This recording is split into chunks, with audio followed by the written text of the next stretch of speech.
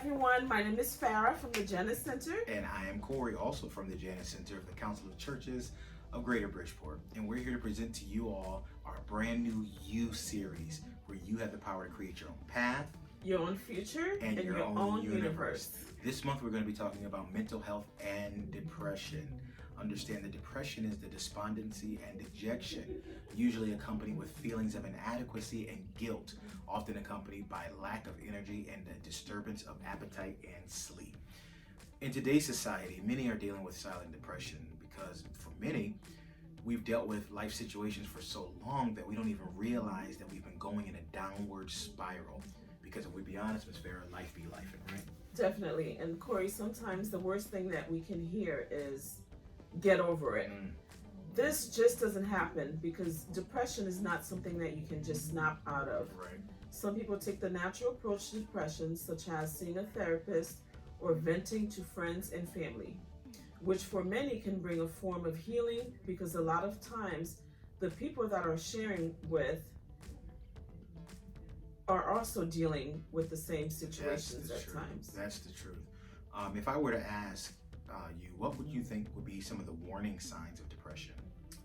I think for one, being withdrawn, lack of energy, not wanting to be part of anything, feelings of inadequacy or guilt, just to name a few.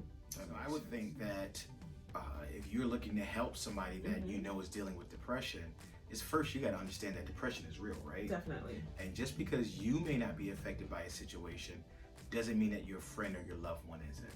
Right. What else would you? We can start a conversation. Oh, that's key. Yeah. So one of which is, I have been feeling concerned about you lately.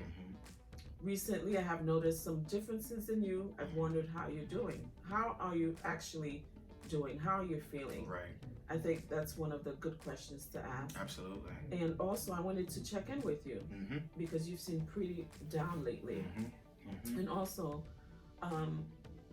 more questions we can ask is, when did you start feeling this way? Did anything happen along the way that would bring such feelings of, inadequacy? Right. And then you can also support them by asking, how can I best support you right now? We may not have all the answers, but sometimes they can give us the answer just by speaking and venting to us. You can also support them by asking, how can I best support you right now?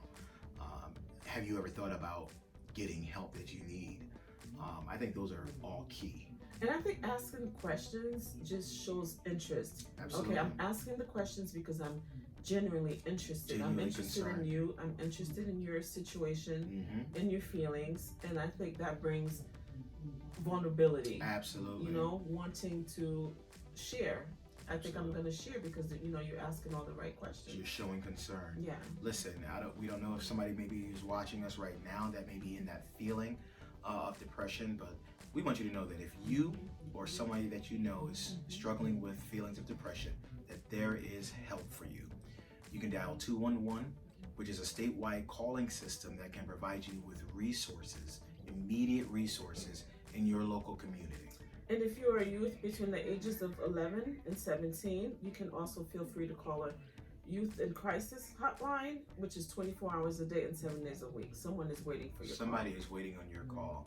Listen, that's all our time for today, but we want to say thank you Thank you so much for joining in today with today's You moment. And remember, you have the power to create your own path, your own future, and your own universe. We'll see you next month, all right? Next month. Bye.